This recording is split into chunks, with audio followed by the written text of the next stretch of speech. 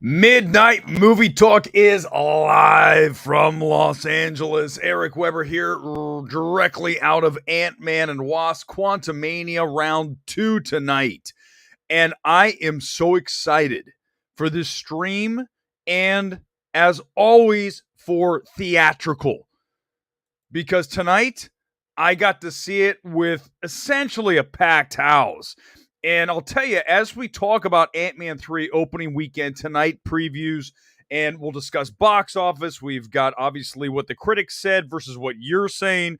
Your comments, we roll into those for sure. But I want to bring up the reaction to my second viewing here just moments ago from the Burbank 16, the number one AMC in the universe. I don't care what the numbers tell you. It is the number one AMC. You come to LA, come out to AMC Burbank 16. I'll meet you there. We'll see a movie.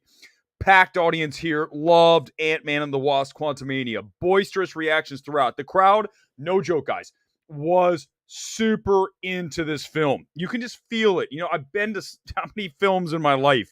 You know when the crowd's into it and when they're not, and they were into this film. And I'm telling you that mainstream moviegoers are going to go for this film big time over this weekend. It's going to have a very high cinema score when we get that tomorrow night. Guaranteed. If it's lower than an A, I will be in a state of shock. The lowest this goes is A minus. This is going to be a very strong cinema score, which means very good word of mouth. Long live theatrical. Look at the picture. Look at all the people. I got out of my seat momentarily to take a picture. By the way, Chris Gore's in there somewhere. Let's see if we can zoom in. I believe he's right in here. Somewhere right in that front. He's in the front. I like watching movies in the front now. Guys, I do. I really do. I love to be up front in that first section. Not the first row, but like, right there along the walkway. That's where I was. Perfect eyesight. You're right into the movie. No one's in front of you, like on a phone distracting you. But the beautiful thing about Burbank, and I tell you guys this all the time, the beautiful thing about Los Angeles, not just Burbank, Los Angeles in general, overall, wherever you go, people out here have great reverence for film, for cinema. And when you go to a movie, it is the real deal. So people here are not like part-time film fans. They are full-time film fanatics. And as such, we get a very respectful audience. I don't rarely, if ever, see someone on their phone, right? And I know a lot of you complain about that. You go to a movie and someone whips out their phone and makes a call or FaceTime somebody. Not at the 16. So I want to get into your Quantumania reactions. What did you think of this film? Second time through, I'm convinced, just like I was the first time, this is a very entertaining film. And we need to get away from, well, the critics, they need to learn a lesson that some films are meant just to have a good time. This is a popcorn blockbuster. And I'll tell you, the MCU, Kevin Feige, deliver exactly what you want from this film. In fact, I say it's more than what you want from the film. This is a strong film. It is entertaining throughout. It never loses forward thrust, okay? And that happens so often in any film. Go back to Wakanda Forever. You lose forward thrust multiple times in that film. In fact, I would hesitate to even say there's many places where that film just flat out stalls, right? And of course, Namor doesn't work, not menacing. The film itself is too, obviously it's got to deal with the death of Chadwick Boseman, but there's a point where you have to unleash the change, and that film just doesn't do it. This film knows how to have a good time, but I think for those of you who had an issue with Thor: Love and Thunder, saying it's too much jokes, it's not serious enough, this film balances that, right? The humor with the stakes. And it goes back to Kang. Remember when we talked about this on Monday on the reaction, came right out of the theater, and I told you one of the big reasons this film succeeds is that Jonathan Majors is menacing as Kang. You need to have that. You have to have that. If you do not have a menacing, legit badass villain, your film's not going to work. And that's one of the main problems with Wakanda Forever, even though I do understand Namor's a quasi-villain. But when we first meet him, you should be scared to hell of the dude. And you're not. Chris Tyler, you're up. Just got out of the film. Some of these critics can't have fun with movies anymore. Thank you. And everything has to be Citizen Kane. Chris Gore. This is directly at Gore. Ant-Man 3 was a ton of fun, and Jonathan Majors is the best. It is exactly what you just said, Chris. It is a ton of fun. It's an entertaining as hell film, and you're on the right side of history here. We talk about it so often on MMT. Don't be on the wrong side of history. Liking the Whale, wrong side of history. Saying Babylon is one of the best films of 2022, wrong side of history. Ant-Man and Wasp, Quantumania, entertaining as hell, right side of history. You picked the right side, Chris. Alex, it was fine, but definitely in line with what we got during Phase 4. Majors will be great acting going forward, but the script gave him a boring role. Post-credits was encouraging. 2 legitimate post-credit scenes. So often we get one and then a goof. This is 2 that both have they push the story forward, right? We're getting more Kang. We know that. They tell us that. So you have that in those post-credits. We don't do spoilers. We can walk up to the edge of spoilers here tonight. But I don't think we want to go over its opening night, right? We don't want to go full on. Sunday night, we can do more of that. But this film has everything you want. It has the comedy. It has the stakes. It has a great villain. It has a nice runtime of 2 hours, not 220, not 230. God forbid, 3 hours. And I'll tell you, for those of you who've seen it, there's no way you're going to sit here and tell me that this film is not more entertaining than Avatar 2. I mean, there's not, I won't even entertain it. I can't even discuss that. Like, I can't go there. I can't make myself go there because we all know that Avatar 2 is mid, and that's being generous. I don't know anyone who's excited for Avatar 3. What the hell are you going to do with it? You're going to remake 2 again, just like you did with the first, with number 2, you have the remake of the first. Here's the first hour is Avatar. Like, what am I watching? This film is way, way stronger. 100% stronger, in my estimation, way more entertaining film. I realized the script called for a lot of CG, but after about the hour mark, I was sick of looking at the quantum realm. But, okay, I understand there's a ton of CG here. I think that it looks strong enough, okay? It doesn't look shoddy. When you go back and you look at Doctor Strange, the opening sequence just right there, I am watching people acting in front of a green screen, which I understand they're doing here too. But the effects here, considering the quantum realm is all CG, right? Tons of effects, the whole thing. I think it looks good. I bought into the world building, so I didn't have a problem with it. I was certainly more into it than Avatar 2, where I got up and left and got on my phone. I was still watching like on the side.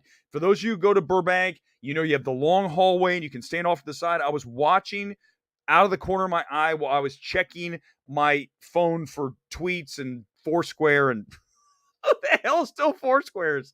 Who knows? But I was doing that. Goober, the jokes weren't that funny, except maybe the intro, outro, the welcome back Cotter, right? However, it was short to the point, very reduced levels of preachy wokeness, agreed, and Majors crushes. I think that's one of the things that you see from this film, too, we didn't really touch on Monday night.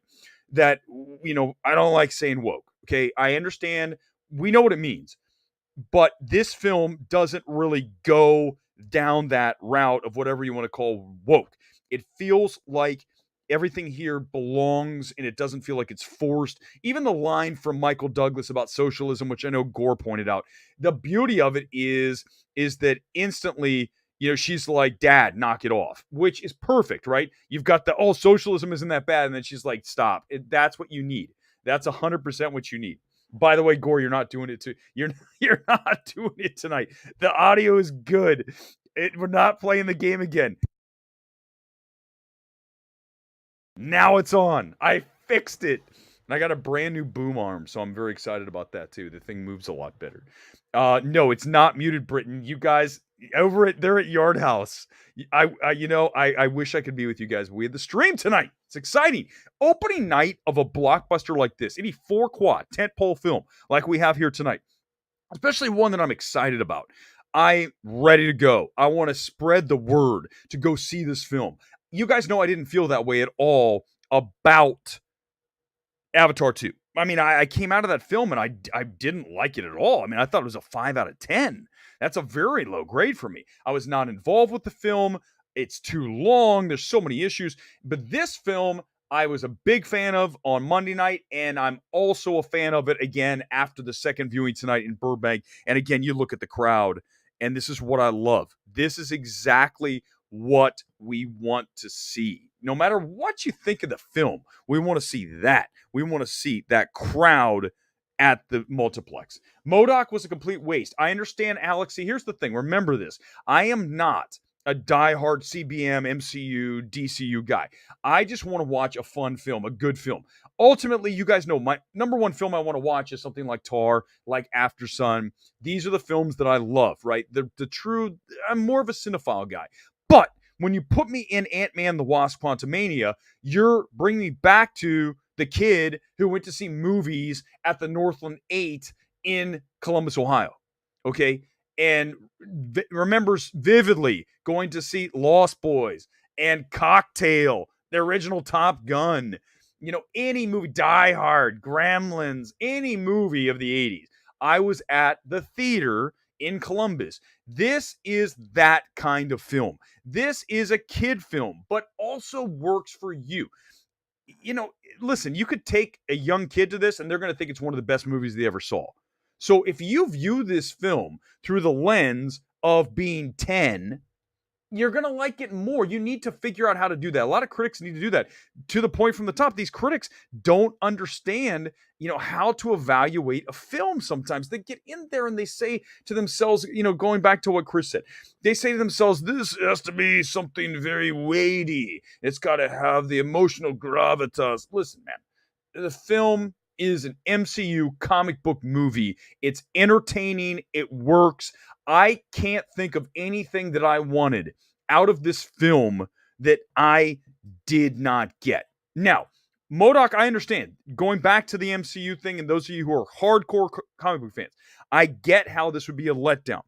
I understand that it would cheapen the character given what I know about that character. But for me, as somebody who's just looking to have a good time, watch the film, it worked. The comic relief works. But if your expectation of MODOK is to be this menacing, badass, killing people, that whole thing, that's obviously not what they did here. So I can understand, but you have to understand also from someone else's perspective that doesn't have that, the religious text ingrained in their brain that it worked. It's entertaining to me. Second Rotten on Rotten Tomatoes. Is it still? Let's look. Here it is. Here it is on Rotten Tomatoes right now. It's 48%. Listen, guys, I've seen a ton of movies that are 48%, right? Rotten. Like, again, remember, you guys know I'm very much aware of how the tomato meter works. This means 48% of the critics said it was rotten. 52% said it was fresh. Okay. So it's 50-50, right? So it's not a 48% film necessarily, right? You guys understand that. So everyone knows. Audience scores at 85%. It's going to go higher. It's going to go up. But it's going to be one of these films. I don't know. Look here. Critics' consensus. Ant-Man and the Wasp mostly lacks the spark of fun that elevated earlier adventures. What? Like, what do you... No, it doesn't. It's fun. It's entertaining. I don't know what you're talking about. Like, what do you want? It's not going to be laugh out loud. Bill Murray works. Okay, Bill Murray's in the movie. Sorry if you didn't know. Bill Murray is good. It's everything before it gets stale, the movie has forward thrust. It's not like it just bogs down and gets stuck. Here we go. So now we got movie moms coming in here with a fresh. Richard Roper with a fresh. Rotten for a couple. It's a 50-50, but I'm telling you what, guys, listen to me. This is not a rotten film. This is not. We can't do this. Like, that is completely wrong. It's not at all, and I understand. Again, I get it, Gore. I get what you're saying, but I don't like get out my comic books and go MODOK and can't. I just watched the movie, and I understand that's a different tact than someone like John Campea or Grace Randolph, who all they want to do is talk about comic book movies. Someone told me the other day they watched a Grace Randolph stream. I think it was Gone Girl. When we went to go see, well, we're talking about Pooh, by the way, in a minute. I suffered through that film, and Marvin, we're getting to it in a minute. Thank you for the super chat, because I did endure Winnie the Pooh, Blood and Honey. And Marvin, you also kicked in money for my ticket. If I'm not mistaken, you did. Is not so. This is too.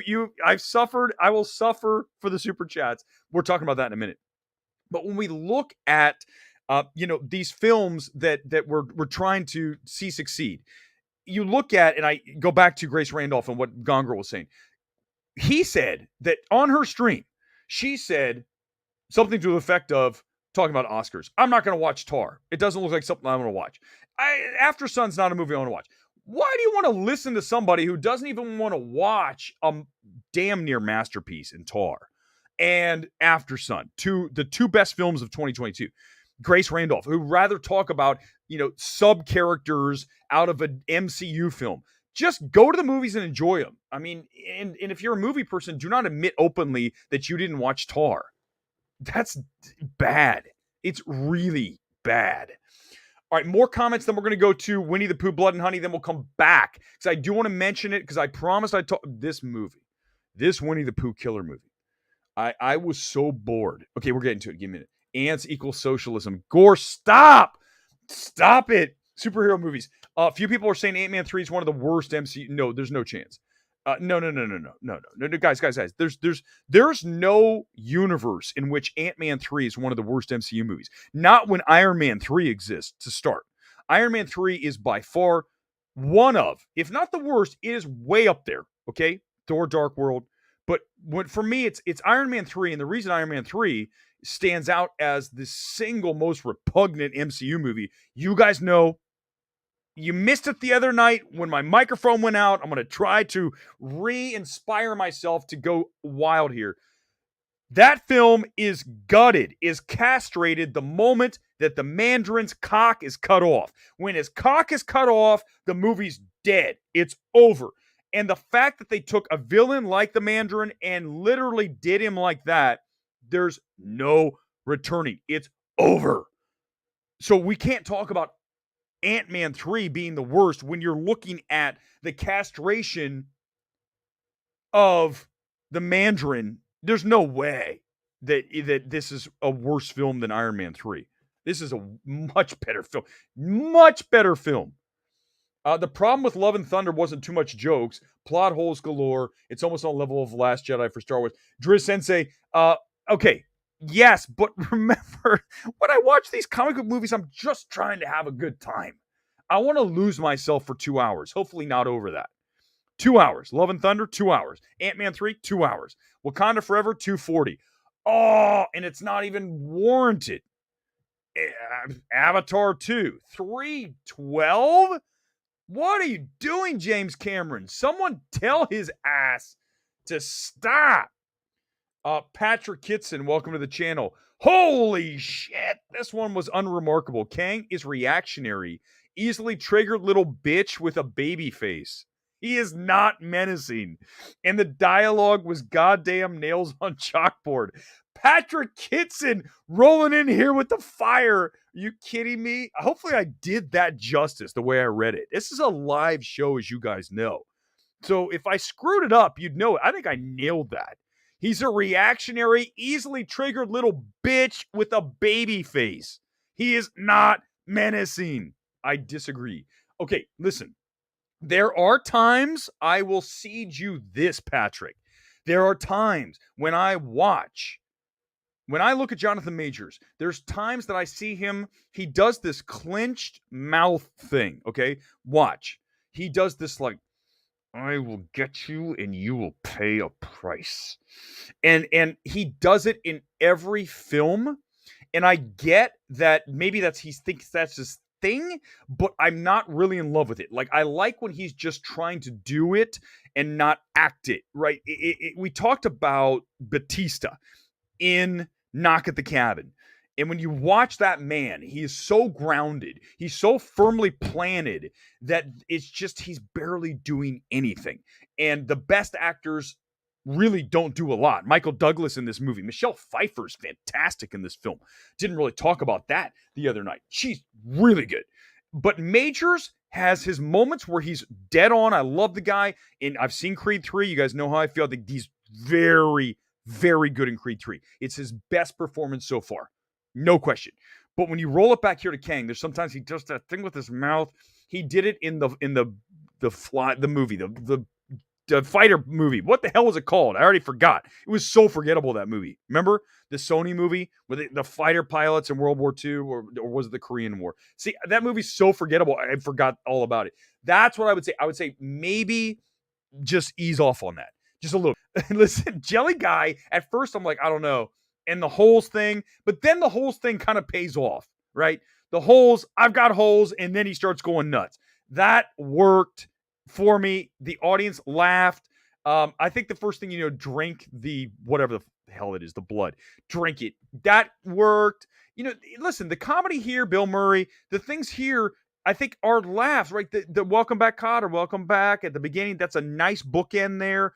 I think that Peyton did a good job with the direction here. I think it's his most confident of the three Ant-Mans. It is the best Ant-Man film. We absolutely need to state that again here tonight. We stated it Monday. We'll do it again for everyone who's joining the stream here, because I know a lot of you saw it tonight. We need to make sure it is firmly established that this is the best Ant-Man film. We cannot have a debate. Alex Cool, you'll be banished for this. Babylon is not the best movie. You are going to be gone from here so fast with things like that. And you too, Gore. All you all. Patrick, again, you're right about the whale. Wrong about Quantumania. Visually fun. That's it. Post results that aren't even that bad, but Kang is too sweet to be scary. He's an aggrieved little bitch. Okay, listen. I am telling you that overall, the general reaction to Kang, and I understand yours is different, but most people are telling me, and I'm thinking, and I think Gore would agree with this, most people that I talk to about this film, Kang works, okay? We're going to get more of this, as you guys know from the two end credit scenes. We're going to get a lot more Jonathan Majors and a lot more Kang. So he's going to have time to really get into and really get comfortable in that role, okay? So just like anyone who's been doing something, a role repeatedly, Daniel Craig, Bond, from 1 to how many do you make? 5, 6? You watch, the more comfortable an actor gets within a role, even Paul Rudd here, you're going to see the results over time. So when you watch Jonathan Majors, he's going to get more confident. He's going to feel more Kangy, and it's going to work that much more. And I trust Kevin Feige here, because remember when we were talking about Jonathan Majors, I thought he'd be a really good fit for going back to Black Panther. We need a replacement to T'Challa. Let's put Jonathan Majors there. But as we know now, Kang is such a vital part of the MCU going forward. You had to have someone in that role of Kang that is fully there, fully invested, fully capable, fully menacing, all these things. I think if you give him time, Jonathan Majors, if you weren't as onto him here, Patrick, on the first time that we see him other than Loki, then I think that you'll see it's going to change. I have a lot of faith in this man. I've seen him grow even from Last Black Man in San Francisco, which, by the way, is on the walls, all the way up at the top. You can't see it. It's all the way up at the top. I have the box for Last Black Man in San Francisco. That film, the score, and just the overall setting of that film, love it. Jonathan Majors in that film wasn't as sold on, but as he has progressed over time, go to the Five Bloods and you look at Creed 3 for sure, okay? But when you look at his evolution as an actor, you're seeing someone who is becoming someone very weighty, very big. We're looking at another Denzel Washington here. In fact, when I was watching Creed and times here with Kang, definitely Creed 3. When I'm watching that film, I'm saying to myself, this is a Denzel Washington type of performance and the kind of guy that we're going to get in films and we're going to be talking about for awards going forward for a long time. I mean, it's going to happen. He is a hell of an actor. It's coming. Even if you're not there yet, he will be there. I 100% debate Gore. I mean, at this point, Kyle would not be, I would destroy him. Gore would lose. Gore's 100% wrong about this film. I know I'm right about this, and those of you who've seen it know, even though Patrick and a few others are... Josh, welcome to the channel. See it tomorrow night. Hope it finds a way to bring weight back to the characters. The multiverse has killed any consequence in the MCU. Yes, I agree that we do need to have more characters bite the dust. You got to eat it. Because then you feel the stakes. That's what makes Endgame such the powerful film that it is. That you can never bring back Robert Downey Jr. it needs to be over. As much as we might want to see that happen, we can't, because that's what makes Endgame the best MCU film, right? It's the weight and the stakes, all of that. And I think that this could be better if we look at this film. We could definitely have stronger stakes. I would agree.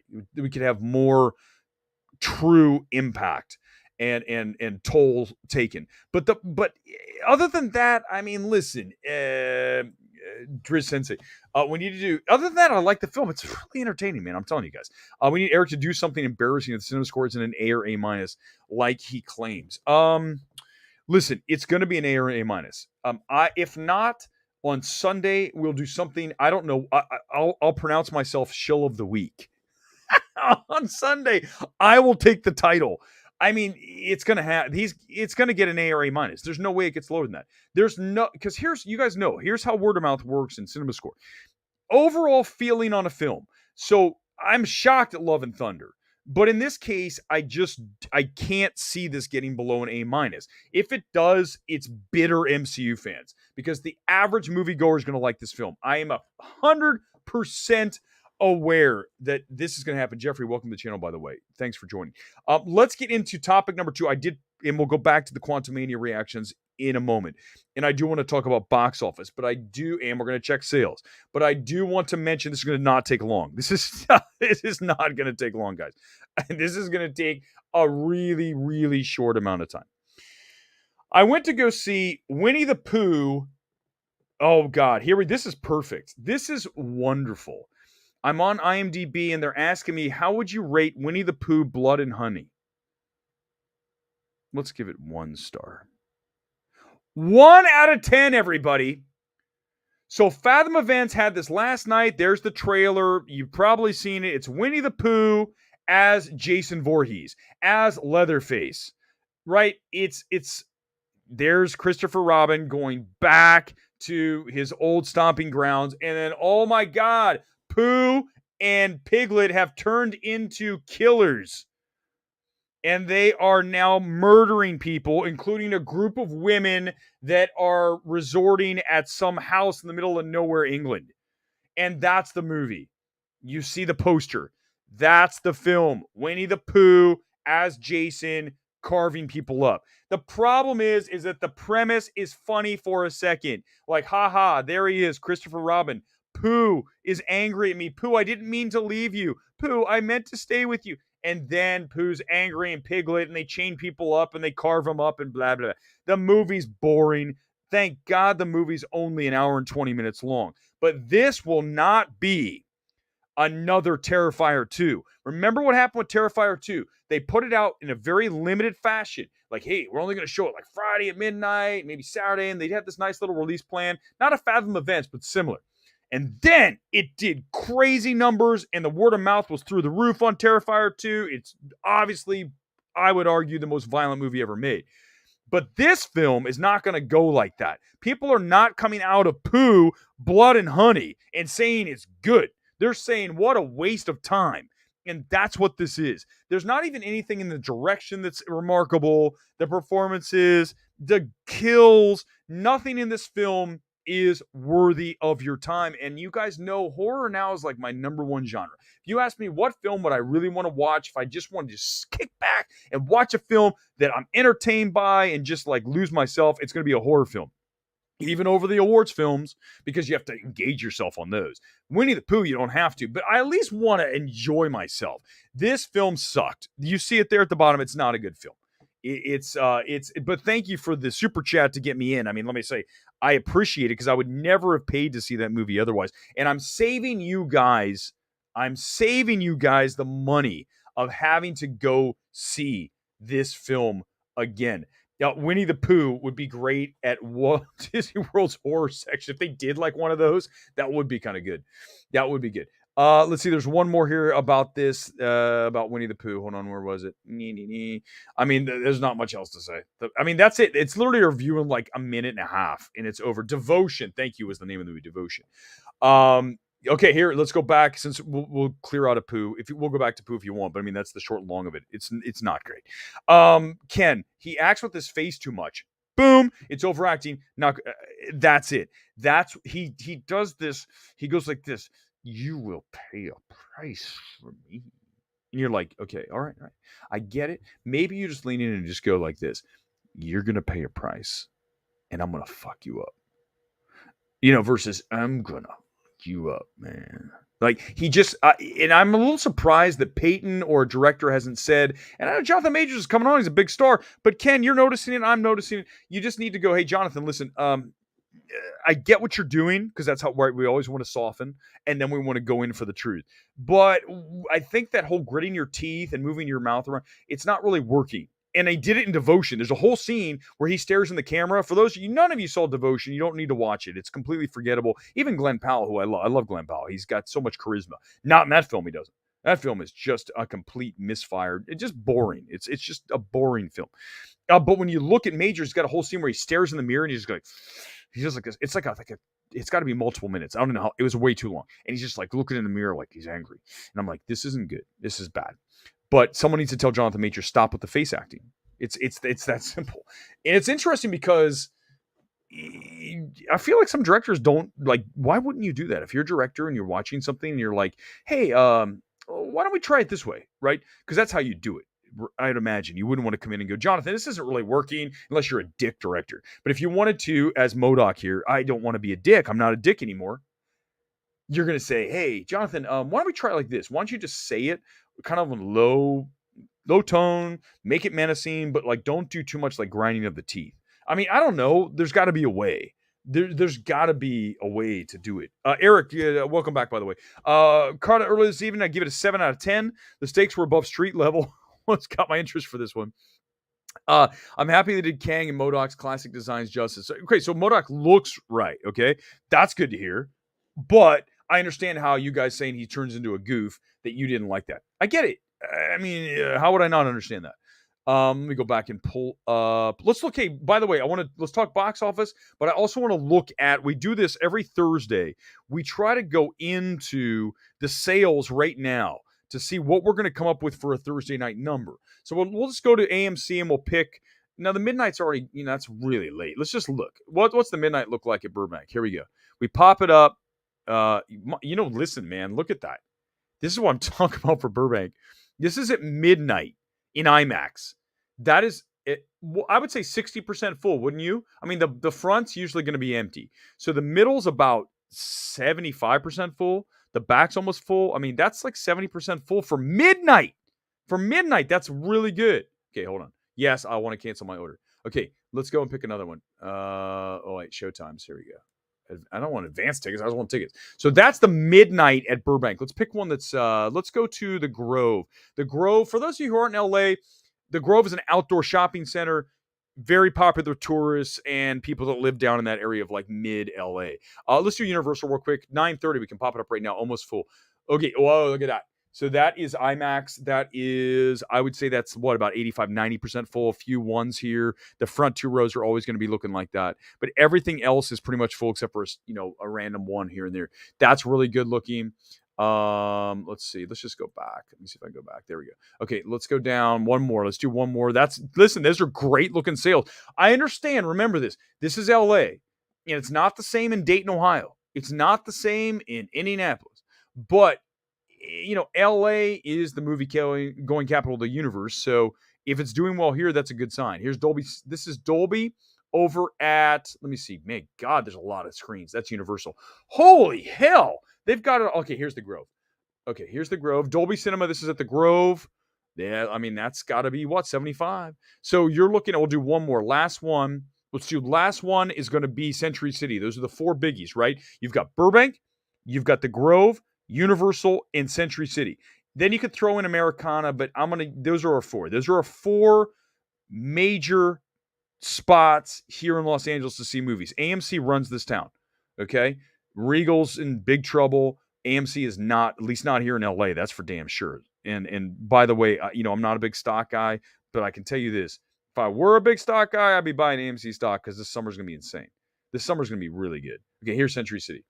There it is, 10:15. Let's check it. So Century City usually ends up as one of the number one locations for films. It's right near Beverly Hills. Century City is right tangential to Beverly Hills, and what else is right down there? What's south of there? Like the Fox lot. But yeah, Century City in Beverly Hills and all. So you got all these people that are in the industry that want to go to movies. Look at that. That is like 90% full. This is good. This is really good for a Thursday night. These sales look amazing. Now, I don't know what it's like near you, but I'm telling you, we're off to a good start. I think this film, as we talk about this, what is the box office on this film? Here's what I have. When you look at the first two, I'm not going to compare them. I know that's hard to do. You're going to say you want to compare it to Ant-Man 1 and Ant-Man 2. I'm not going to do that. I'm going to compare this film to where the marketplace is right now. And the marketplace right now is telling me that people are going to movies. People are excited to go to cinema. Look at these sales on a Thursday night. These are late shows. These are 10:30. We just looked at a midnight at Burbank that's almost full. When I look at this, I'm looking at people that are going to movies. People are excited to see something. We've not had something big in weeks, not since Avatar 2. That's going back over 8 weeks now, 2 months. Everything else in between then has not been major. As such, this film will benefit from that. We are definitely over 100 for 3. I'm telling you, I think we're closer to 125. For the 4, no question. Remember, Monday is a holiday. It is President's Day. Therefore, people will have Sunday night audiences much more than we usually do because they have Monday off. A lot of people are off Monday. The kids are off Monday. That means they go to see movies on Sunday. So Sunday's numbers are going to be bigger here than they typically are because you have those night screenings of people that are looking for something to do. It's essentially another Friday or Saturday night. Sunday night is. This film is in great position. It's got no wake in front of it. We talk about it all the time. You want to catch the wave. You don't want any wake in front of you. This film has 0 wake. Knock at the Cabin, 0. Magic Mike, negative. This film is ready to roll up that wave, and it's going to look like maybe not interstellar waves, but it's going to be big. Bigger than a lot of you are thinking. 125 for 4, I got for sure. I wouldn't be surprised if it goes higher than that. Word of mouth is going to be big, and I'm telling you, tomorrow night, Cinema Score is going to be very big. The only way, listen, I'll make this bet with you guys. If the Cinema Score tomorrow is lower than A-, stream. Tight stream, telling you what the hell is happening with this film. Also, we'll have an idea what the number is going to be tomorrow night. So look for a tight stream tomorrow if we're in trouble here or if it's outperforming and or that Cinema Score is low. I don't think any of those things are going to happen. I think we're going to see a good number here on this weekend. I really am. All right, let's get to the comments, and we're rocking and rolling here on this Thursday. Infinity War left everyone wondering about its ending. So did Far From Home. That's all Marvel needs, is the ending making you wonder what they do next. This film, you're correct, does not have that built-in audience from the previous film. Wakanda Forever, total slog. No one, like, that was like the death of a character, right? That's how they treated that film. And as such, which of course it was, but there are other ways to go about it. It wasn't the right way, okay? And people are not excited. But here's the reality. That film is now how many months old? Because we've had that time, that has built interest in the MCU enough now. And then also we're going to combine that with nothing in theaters. So you've got both those things going for this. If this film was running into the back end of something that had just been huge, like let's say Creed 3 opened up last weekend and it opened at 50 million. That would be bad for Ant-Man. The fact that Ant-Man had nothing in front of it is good for Ant-Man. Really good. Gone Girl, there's no question. Ant-Man 3 is absolutely better than Wakanda Forever. Yeah. Well, at least we're all on the same page. That Wakanda Forever is not good. You guys are like, it's not good. I don't know why you guys think this film is going to underperform. I feel like you guys are underestimating Marvel. You're underestimating the film. I think that a lot of you are too harsh on this film. I think I'm in the right spot. Tonight when I came out of the movie, first thing I asked Gore, he was there too. I said, Gore, tell me you liked it more. He goes, hey, it was entertaining. But then here comes Walter, who works for Film Threat. Walter, very enthusiastic, very emotional guy. I love the dude. He came out and he goes, that was fun as hell. I go, boom. This guy gets it right in front. I made sure Gore, this guy gets it. Walter gets it. Gore, you don't get it. Walter got it. The film is fun. For most people to see this film, they're going to like it. Maybe not a nerd comic book person like you, Chris Gore. Yeah, I'm attacking you here. I'm attacking you here. Jonathan Majors as Kang, menacing as hell. Listen, he's good. And you know what he has? We talked about it. He has presence. He has physicality. These things can't be taught. So he has the things going for him that you want in a villain. Namor didn't. Okay. Yeah, I'm gonna dunk on Gore so hard. He's gonna try to come after. I'm gonna be right, guys. I was only wrong on a couple things. One, Avatar getting to 2 billion. Didn't think it was gonna happen. And by the way, one thing I was 100% right. Give me a like for this because I was. And you guys remember this. I said it. I said the film was not going to beat Top Gun Maverick. No chance. And it's not going to. It's not going to happen. Because Top Gun Maverick was a sensation here in the States. Avatar 2, it was huge, obviously, but it wasn't as big as Maverick. I told you guys it wasn't.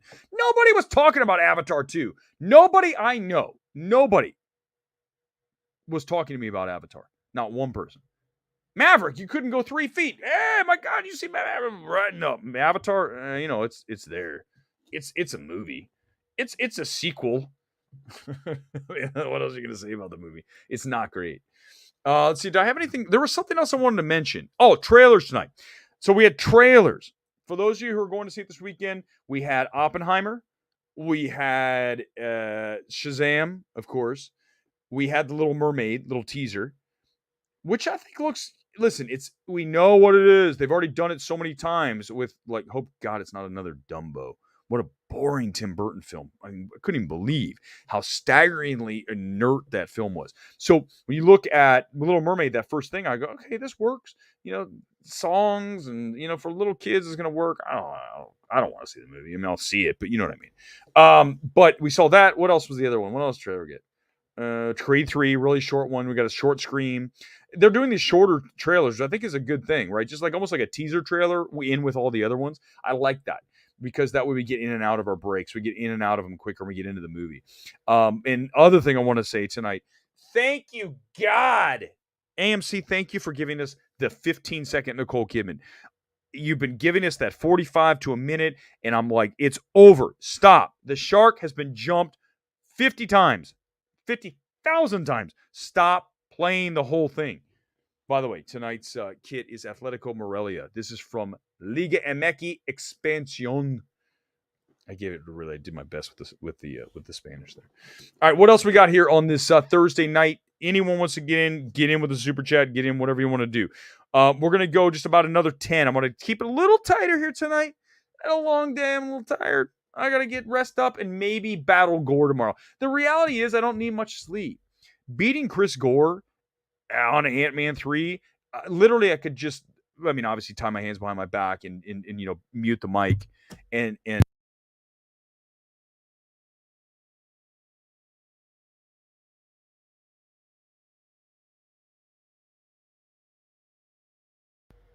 don't even need the mic on. You see? You guys know just by watching that, he went.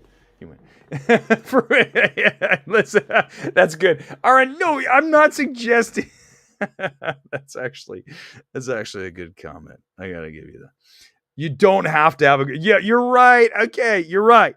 But I like to see my villains have some substance to them. But Kevin Spacey in Seven, dude wasn't jacked. He was certainly more jacked in American Beauty, but. Yes, I get it. Hannibal Lecter wasn't hitting the weights. But for a Marvel villain, right? Look at Thanos. Granted, CG. But you want to see your comic book heroes have to be jacked. That's why I always want to see my, whoever takes the role of anything, I don't want to see the big foam shoulders. I want to see someone who's actually gone to the gym and done some delt work. You look at The Rock, obviously in Black Adam, a dude is yoked. He doesn't even need. But this is a good comment. I like it, David. I last maybe 15 seconds to Cole Kidman. Listen, I'm telling you that ad is. Thank God it's going away. Over everything. No, I'm not excited. All right, I'm not at all. I told you I'm not excited. I said my reaction to watching it was it looks okay. It looks okay. John, we'll save this for another time. What are my 5 favorite film performances of all time? That's really tough. Let me just come up with one right now and let me think about that. Off the top of my head. Okay. Off the top of my head, I mean, listen, I don't have to go back far at all. Obviously, you guys know where I'm going to go with this. Is right up here, is right there. It is Tar. Cate Blanchett and Tar, we discussed it when I came out of that film back in October at the premiere here in LA. This is a once in a decade / multi-decade performance from Cate Blanchett. So if you're asking me off the top of my head, first thing into my mind, Cate Blanchett. If she does not win Oscar, we are doing this wrong. We have to make sure that the person who is most deserving to get the award gets it. That's how we are always going to award our films and our performances. Who deserves it most? Not which box do we check? Will this be the PC thing to do? No, we're not doing that. It is merit-based. We don't care. Let me just say that you guys know, I am not at all for that. I can't stand it. It makes me crazy when we do that stuff. I want to see everything in my existence be about merit and about who is, which is merit, the best for the job. Sports runs that way. The world should work that way. That's how it goes. It's not about checking boxes. It never has been. It shouldn't be. It'll never be for me. So that's why Cate Blanchett and Tar better be winning Best Actress. If she does not win, we are hosed. It's completely, absolutely the wrong path to take. We have to make sure we get it right. Jeffrey, I believe Hollywood is told to be woke by true people who own these movie companies. I mean, the people behind the people who run Warner Brothers, Disney, the real owners. You're right. I mean, you're 100% right, Jeffrey. Is that at the, behind the scenes there are people that are pulling the strings and they're making their agendas felt. Agreed. But I just feel like, for me, I know this. If I was working for Netflix, God knows that's never going to happen. Disney, Warner Brothers, Universal, and we ever had a conversation about that, I would have to, because it goes against what I believe in, and I would have a real problem with anyone saying we have to do this because we have to have this look this way. No. We're gonna cast the best person for the role, and in this case, listen, look at Kang. We're casting Kang and Jonathan Majors, not because he's a black man, because he is hella ferocious in the role and he kills it. It has nothing to do with the fact that he's a black man. Nothing. Like, do you guys understand that? Like, that's how we have to operate. We can't operate the other way. I don't want to operate like that. And I'm not going to operate like that. Says the white guy. Don't care. Not going to do it. We're not doing that shit. We're going to go with Jonathan Majors is amazing because he's a badass and he looks great. No mention of race, no mention. He just is. That's all it is. I mean, how am I wrong? I'm not. I'm 100% right. There's no other way to see it, guys. There's no other way to see it. You pick who's the right person. It's not hard, right? I would hope that you guys are watching the stream because you enjoy the stream, not because, hey, it's a white guy. Who cares a shit? Doesn't matter, man. It's the person. I'm sorry. I can't. Every time I do this, I can't even go the other way. I can't even get my brain to go the other way because I was not raised that way. I was raised to treat everyone the same. I was raised to see everyone as the same, from the janitor to the president, from the concession guy to the manager, right? It doesn't matter. They're all people. They're all doing different roles. I mean, I don't understand. I don't see anything other than that. There's no other way to do it. I can't watch Netflix because they allowed cuties. That's right. They did that show, Cuties. I know. Sometimes you do wonder sometimes when you watch those things and you see the decisions made, you go, who the fuck is making these calls? Like, who are these people? Like, are they good people? Right? That's the question. Because I think fundamentally, I feel like I'm a good person. I mean, I imagine a lot of you feel that way. Okay, I'm not going to lie to you. But in your heart, are you a good person or not? Like, do you do generally good things? Now, right now, someone's gonna come in the comments and say, but you're mean and you say the shill of the week. Well, yeah, but I'm calling them a shill because they are a shill. I'm not saying, I'm not making fun of, let's use the shill of all time, Eric Davis. I'm not making fun of Eric Davis because he always wears a Kangol hat. Right. I'm not, that's being mean. I'm not, by the way, I'm throwing that out there. I'm honestly not. So the point is that critique is just what it is. So I'm sorry, it is what it is. So if you have people that are not good making decisions like running a show like Cuties or showing stuff, I I'm going to be honest with you guys.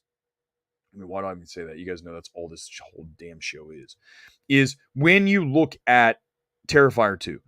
Okay, that film, while I understand what Dominic Leone's doing, isn't that right? It's Dominic Leone, or is it Derek Leone? Dominic, I think. When you look at what he's doing, he is making a mega, hella, completely so far over the top horror film that is just full of the nastiest kills you've ever seen. But I want to add this. When I'm watching that, I feel like I am starting to lose just a bit of my humanity. And for me, I didn't love the experience. I understand what the point is. I don't love that. And if you do, that's fine. Nothing wrong with that. I'm just telling you, I couldn't make a movie like Terrifier 2. That wouldn't be what I would make, right?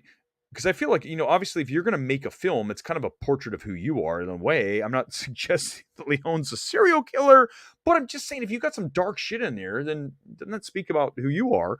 The script we're writing right now, and I'm writing right now, and hopefully, I pray to God this film's going to be made because I think it's going to be really good. What do you think it's going to be? Super grounded, super blue collar, and very much just feels like slice of life stuff, because I feel like that's what interests me most. But, when you watch something like Terrifier 2, I just question sometimes these directors and I go, what do you really want to put out into the world? Now, you're going to say now, and we can get into this debate, you're going to put it out there that oh, it's no big deal, it's just a movie, it's people enjoy it. Yes, but I think we need to agree on one thing, and Jeffrey's saying it right now. Desensitize people, right? So that's kind of what, you feel that when people are doing things like, and let's say when you watch Terrifier 2, right? You're watching Art the Clown massacre that girl in the bed for like 10 minutes. I mean, it's long, right? She's dead, and then he's still laughing, and he's still cutting her up, and she's like dying in pain. That, to me, that's not entertainment, okay? So I get it. I don't think it's the worst. I get what it, I understand what the art is. I just don't love the art, okay? You guys understand that? And it does desensitize. Imagine if that's all you watch. If you sat around watching like Terrifier 2 all day, you're telling me that you wouldn't think that your brain, your brain gets filled with whatever just like, they talk about going to the gym, getting in shape. If you fill your body with a bunch of crap food, body's probably not going to respond in a great way, and you're going to be like, what's not working here? Well, if you fill your brain with a bunch of stuff that is like, like Terrifier 2 24/7, I mean, I would even argue, and this is going to get into a huge debate. I don't want to do the whole thing tonight by any means, but even like some of the rap music I do, don't get me wrong. I get rap music and I'll get jamming in the gym. But if that's all you're listening to, kind of like a steady stream of like, almost feels like negativity, right? That is dangerous. So I think that everything in moderation. So Terrifier 2 mixed with Tar, mixed with Ant-Man 3, mixed with The Little Mermaid, then we're fine. If you're sitting around watching Terrifier 2, Faces of Death, okay, we might need to get you out of there. Eddie, good. I'm gonna bring, this is where you guys come in. You guys are the, honest to God, I mean this, the smartest audience, smarter than Film Threats. Don't tell Gore. I love Gore. I love Film Threat. Leone's a special effects guy. Plot and excuse show. Okay, yes, Eddie, but okay. Yes, I understand. Fine. Love it. But is watching a girl get sliced up 1,000 different ways on a bed as she's like gasping her last gasp, and he's still sticking knives in her and throwing acid on her. At some point, we're veering into Itchy and Scratchy land, which, by the way, is hilarious. Itchy and Scratchy, that is my favorite. Well, it's cartoon cat and mouse. It's Tom and Jerry. But when I'm watching the girl in the bed, I'm like, damn, dude. Damn, bro. We're talking about practice. Superhero movies are the best movies. I will never watch Terrifier 2. It's not art. Smile is art. I would agree with that. I would agree with what you're saying here. Smile is one of the greatest designs in cinema. A girl laying dead, smile at you in the Flickr logo. Listen. That intro to Smile, the logo intro, and then that sound, right? The sound design, the score. That was one of the best intro. I stopped. I saw that movie twice in theaters. I stopped there and just went, holy Parker Finn, you, my friend, just one. You just announced yourself. That title sequence tells me Parker Finn is here to stay, right? You just 100%. Yeah, I mean, agreed. I mean, listen, Smile is much more of a piece of art than Terrifier 2. Now, granted, they're both, quote, art, but you know what I'm saying, right? Terrifier 2 is schlock. Terrifier 2 is obviously designed to just desensitize, essentially. I mean, you get the girl in the bathroom. I think I fast forwarded. I was watching at home, by the way. I never saw it in the theater.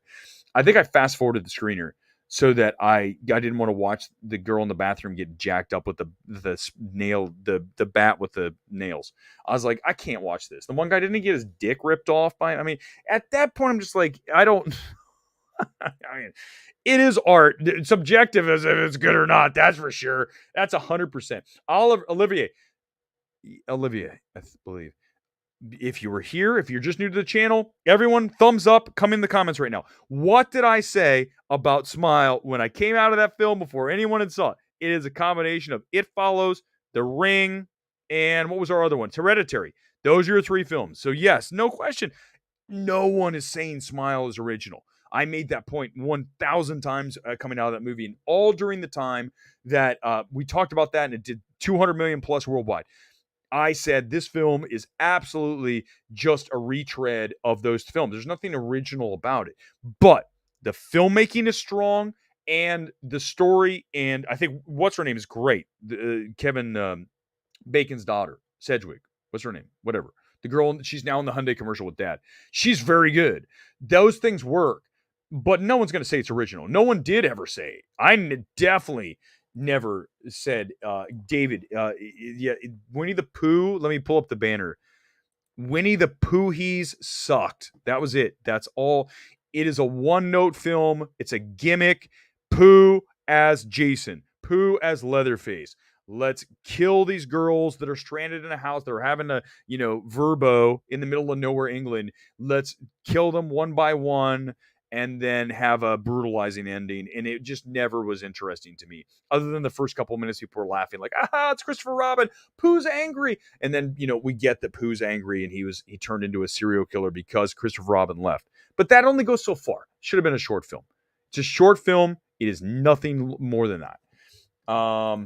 Yeah, I mean, exactly. Things don't have to be original. I mean, I would agree that if we were to judge our art and our film on it has to be original, we wouldn't have a lot of films to talk about. I mean, every film that I see, see things that are borrowed. Like, look at Ant-Man, right? So Ant-Man is very clearly a lot of Star Wars, a lot of Strange World. I know you guys didn't see it. Trust me, you're missing nothing with Strange World. But when you watch Strange World, which I saw 2 months ago, and then you watch this, you're like, my God, Strange World. And then you throw in, I think there's even elements of Labyrinth in this film, right? When Scott's going down and all of a sudden his other versions lift him up, that is straight out of Labyrinth with the helping hands. There's all these things in movies that people borrow from, right? So people steal ideas in all these things. And the weird thing is, I know this sounds strange, but from when I started the stream, now going back to the Batman back in March, it's been, what is this now? Almost a year. We're coming up on a year. And when you look at the stream, I didn't watch other people's streams. In fact, I purposely didn't because I don't want to be like John Campea. I want to be like Grace Randolph, whatever it is, Chris Gore. I want to do my own thing. So I try not to even think about that. You just try to do your own thing. And I feel like that's a good lesson in life for everyone out there is, pave your own path, go your own way. As Ant-Man says, there's always room to grow. But it's true. When you're comparing yourself to others, that's going to be problematic. It's going to become a problem for you. Because there's many things in my life I'm still trying to fix. I'm still trying to get going, financially, for God's sake. Let's get that flying up even higher. All these little things, you're always trying to work things. But when you're trying to compare yourself to other people, that's going to be a problem. So I think it's best as much as you can, stamp that down. Keep that out. Just do your own thing. And good things will come or they won't. At the end of the day, you can only do what you are the best at doing. I feel like, what was that movie where she goes, you give the speech like, be the best you could be. And it's like, but yeah, it's essentially what I just said. Quantumania is the John Carter of Mars. I saw that, Ken. I agree. It's absolutely John Carter as well. You see that in this film, another Disney film. By the way, John Carter, we saw it together. John Carter's not a bad film. John Carter's fun. I had fun with John Carter, and I had fun with Ant-Man 3. And all you all who said it's bad, suck. All y'all suck. Oliver, towards the end of Ant-Man, when all the ants came in, reminded me of Dead Army, Return of the King. Yes, there's that, right? Here comes the cavalry. Go into Avengers Assemble. Every movie, every movie is essentially, a rip of something else. I mean, the movie that we're writing right now, I don't want to say. I'll let you guys decide. If it happens, it's going to happen. There's elements that are not borrowed, but the themes and ideas are ideas of things. But remember this. Remember, whenever I want to watch a film that I totally love, the film that I want to watch is Tar, and it's not just Tar. It is a film that is grounded in reality, that is about someone, usually like, basically a docu movie. You look at, After Sun, same thing. I love a grounded blue collar, even though I know you're going to tell me Tar is not blue collar. By the end, it is. I want to watch a film about someone's life that feels like a documentary, that feels like just a regular person. That's another reason why I loved Emily the Criminal. Emily the Criminal is exactly that kind of film. It is a grounded film about someone trying to make it here in Los Angeles that is, there's nothing in that movie that's sensational. Even the whole scam of her going in with the credit cards, right? If you haven't seen Emily the Criminal, you need to watch it. It's on Netflix now. It's very strong. John Patton Ford is going to be a talent that's with us for a very long time. When you watch this film, it's derivative of Drive. No question. But when you watch the film, nothing in Emily the Criminal feels like this couldn't happen. It feels like just a regular woman trying to make ends meet here in LA, where it's expensive as hell. Everyone's trying to do something here. And you take jobs like Uber Eats. She's delivering stuff, and then she's like, fine, I have to go in and buy something with a credit card that has stolen numbers. The movie's very good. And the reason it's good is because it feels like I could go find that character right now in LA. That's the movie I want to watch. I want to watch a movie about a character that I could run into at the Burbank 16 and follow them home and watch their life. I know that doesn't sound glamorous, but I'm telling you, the best movies almost are that. Even you'd argue, look at a Rocky. Rocky is a grounded film that obviously goes much higher, but it's about a guy overcoming odds. I love any movie that's about overcoming the odds. And what's great about Tar is it's the reverse. It's the opposite. It's the descent, right? She's not overcoming odds. She's going down the stairs. That's the beauty of that film. After Sun, the magic of that film is it captures one weekend and then the emotion of that memory for an eternity. That's the beauty of After Sun. These are the movies I love. I mean, I absolutely love these movies. So any opportunity to see those movies, that's gonna be careful if you're in the same theaters. For what? Oh, for who? For John Patton Ford? Listen, if I see any of these guys, I'm not gonna lie to you guys. Whenever I see a director of someone that I love, I don't hide it. It's very hard. When I met the Safdie brothers, I'm like, oh my God, Good Time. I didn't want to talk about Uncut Gems. Good Time. If I met Charlotte Wells, Rose Glass. I mean, Saint Maud. So when you have an opportunity to meet these people, it's like, if it's not a director I love, I'd probably just skip it altogether because it's going to be awkward. Meeting Todd Field after Tar was like, okay, Todd, unbelievable. I mean, I really mean that. Like, they get so much smoke blowing up their ass. Your movie's amazing. And then it's like, really? So what you always do, and I'll close the stream like this: whenever you have an opportunity to meet someone like that, come in with something that is, more niche. Come in. When I talked to Todd Field, I talked about the score. I said, what happened to the score? And he looked at me like, first of all, no one's ever asked that question, because you guys know how I feel about that. Tar score is virtually non-existent. Watch it again if you haven't. If you missed it the first time, the score in Tar is so non-existent, the Academy said it's ineligible. There's hardly a score.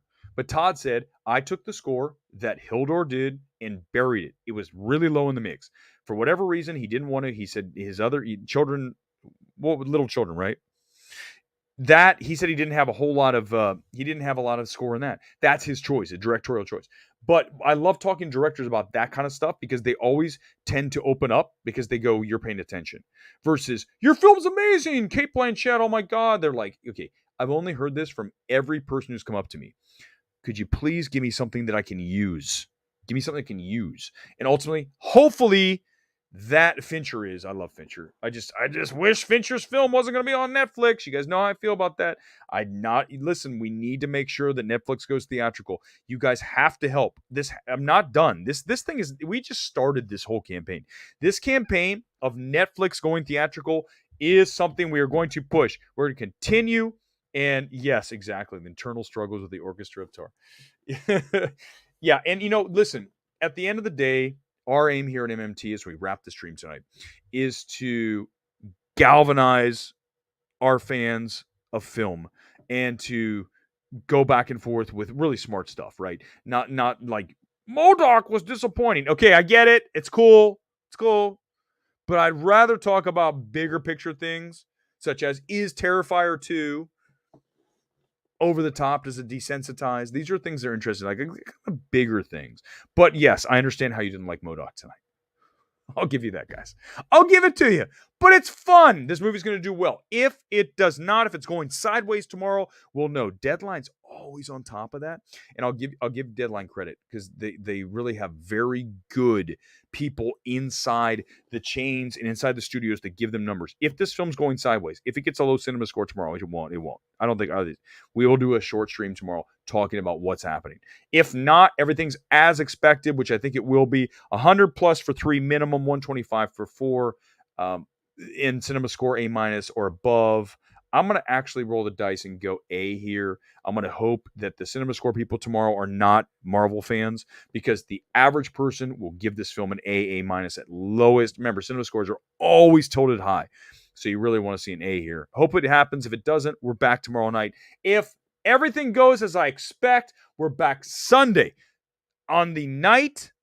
President's Eve, President's Day Eve. Is that a holiday? That'll be our Sunday night flagship show here on Midnight Movie Talk.